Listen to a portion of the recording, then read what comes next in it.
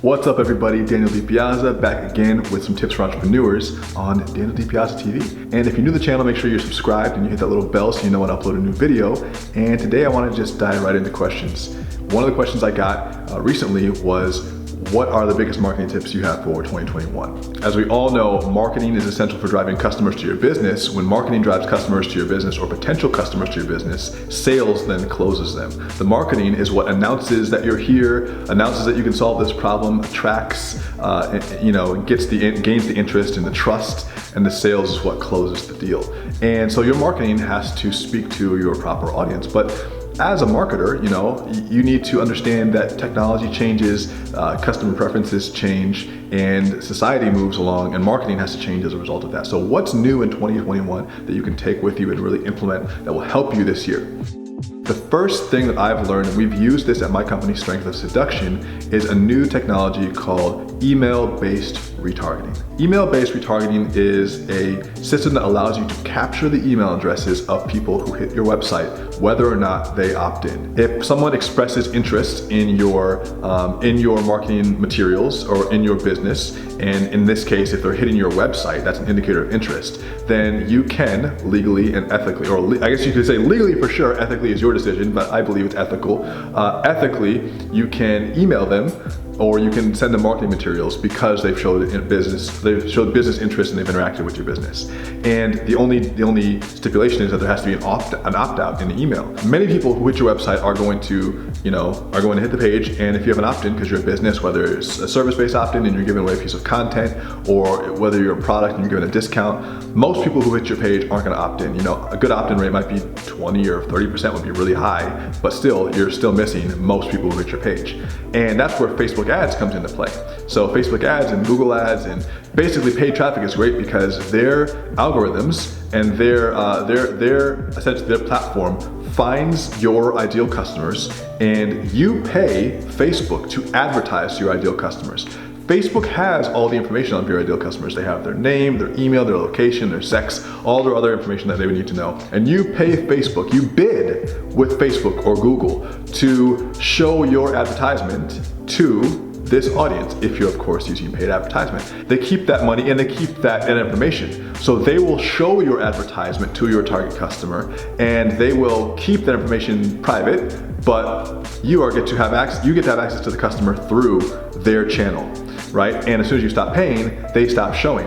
And of course, when you want to retarget with Facebook or with Google, you pay them again to retarget the people that you've already contacted. And sometimes you'll see, if you run a Shopify store, for instance, that people might hit your page 3 or 4 times or 5 times before they end up buying. And you have to pay Facebook multiple times to contact that same user. I mean, imagine if you had to pay your phone company every time you want to call the same person over and over again, pay them a new fee every time you want to call. So it becomes cost prohibitive, and it really, what it is it's a control of the data. You don't really own that data, and because people are coming to your website but you don't know who they are, only Facebook knows or only Google knows, you can't ever contact those people again.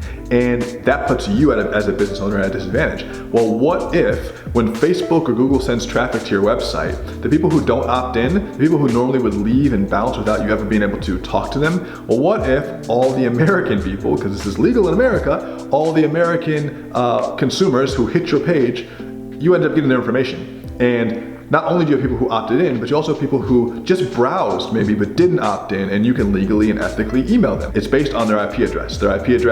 And usually it has a name attached to it, sometimes a physical address, sometimes a phone number, and there's varying amounts of accuracy to the match between the person who's registered on the IP address and the person who's the actual customer hitting your page. But we found after trying it with Strength of Seduction, the accuracy level is fairly high. We're actually getting good emails, good open rates, with fairly little spam complaints, which is great. And what we're finding is that we're taking what is a colder segment of the audience and making them warming them up. That's what you have to understand. Someone who comes in as an email-based retarget, that maybe if it just hit your website once or twice and you got their email, well, they're not as far along the buying journey as someone who's maybe abandoned your shopping cart or who has already opted in to a coupon code. Downsides, it doesn't really work that well if you don't have a good amount of traffic. It works best for people who are are paying for traffic to the website, because the reason why you would do this mostly is because you're paying for Facebook or Google or another platform to target these people for you. And if most people who hit your page aren't signing up, then you want to make sure that you're not wasting money by paying for people that you never actually get to contact again. Okay, second thing that I think is going to be huge for you in 2021 as a marketer, as a CEO, and this is what I call dark social media. Dark social media, what do I mean? I mean anything that can't be tracked, hacked, or snacked by Facebook or Google. So make sure you're building an email list, make sure you're building a text message list, make sure you're building a direct mail list. These are the three main contact points where you can directly interact with your customers or your fans without having a platform play the middle person and play translator for you. You need those platforms. I would especially encourage you, most people understand the value of email marketing, but I would especially encourage you to up your text message game. Start text messaging on a regular basis. Start putting it on your email forms. Start texting customers. You can use something like Superphone, which I use, or there's lots of other things you can use now. And then direct mail. You should have the mailing addresses, or at least the billing addresses of most of your customers. Because if you have a back-end system that takes credit card information, they have that information in there. And you should be contacting them on a regular basis with postcards, with updates on what's going on with you or the business, with sales, with discounts, with announcements, whatever you think is relevant for your business, but it's another touch point. What you'll find is that the more touch points you have with your prospects or your clients or your customers, depending on what stage of the journey they're at, the better that they'll respond, the better they'll move to the next stage. Ultimately, the goal is to have clients and customers that keep coming back, repeatedly, and that's what these touch points help to ensure. So phone, could be physically the phone, you could talk to them on the phone, depending on what your scale needs are, but also text message, direct mail, and email. So make sure you're optimizing those channels. Those are your dark social channels. I know it sounds cliche too, but what's old is new again. Social media is here now. It's almost a public utility. It's not going anywhere, but you need to make sure that you understand how it's being used for and against you so that you can make better decisions. And last thing, I want you to experiment with emerging social channels in 2021. Now, I personally think that since I'm putting this video out on YouTube, I do believe that YouTube still holds a ton of promise for new creators. However, it is very deeply entrenched with the current, in the current social climate, and while there is a lot of openness on the platform because it's very searchable, there's definitely some censorship, and there's definitely algorithm crowding and a lot of voices. And any platform that grows with time gets a little bit harder to gain traction on, just because the volume effect makes lots of voices turn into noise. Well, when a new social platform arrives that makes it seem less crowded, or the pool is less crowded, it's easier to get your message out. And you always want to be on the lookout for new social platforms. That's the general rule. And in 2021, so far the one I see that has the most promise and is the most interesting to me is Clubhouse. Clubhouse is basically an all audio live chat platform, so almost like a live podcast where you can tune in and listen to conversations that are being had, and then also raise your hand and contribute yourself. Right now it's only available for iOS users and it's by invite only, but I've had really good experiences on there so far.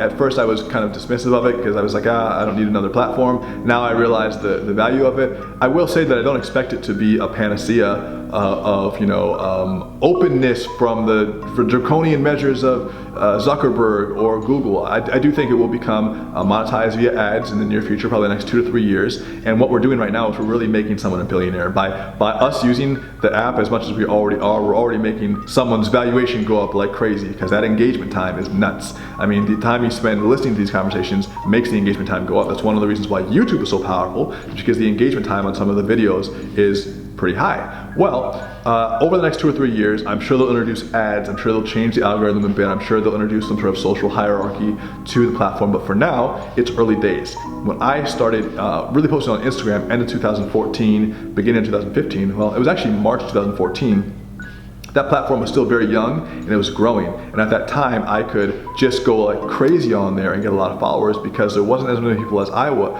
There wasn't as many people as there is now, and people putting out content at the rate that I was. And if you do that with new platforms, you can quickly become noticed. So if you're interested in getting your personal brand built up, or even building a business or a service brand, or a product or a service brand around organic content, which is a great idea, and you should be thinking about doing that, consider consider Clubhouse as an outlet to continue that work, and know that any platform you get in early days will require a lot of time investment, but the dividends it can reap are pretty steep, especially considering that, you know, everything that's come from my, you know, Instagram. Obviously, I've had to work for everything that I have, and it's not been easy. A lot of times I feel like people will just look at me and they'll say, oh, well, you had a successful book, so everything else that you do is gonna be golden, but that's not the case. However, I do definitely give Instagram its props for giving me enough visibility to be able to be seen, and I know that having the status on that platform was a result of me just grinding really hard for like 2 years on the platform to build something up where it appeared that I was credible because I had so many followers, and then it allowed me to get other opportunities as a result. So that's what could happen for you as well when you invest your time on a new platform. Okay, that concludes my 2021 insider tips for marketing this year. Hope you enjoyed that. Let me know what other questions you have about marketing down below. And if you haven't checked it out already, make sure you check out the Alpha Mentorship Store. I have assets, digital assets for you that will help you to become a better marketer, like our marketing playbook, our strategy playbook, our sales playbook, and all these other cool things that are gonna help you to build a business, bite-sized knowledge, bite-sized information at a great price. And hey, it's Alpha Mentorship. Improve the leader, improve the business. That's all I got for you right now. Make sure you subscribe to the channel if you haven't. Like this video, leave that little comment below, and I'll talk to you soon. Much love. Peace.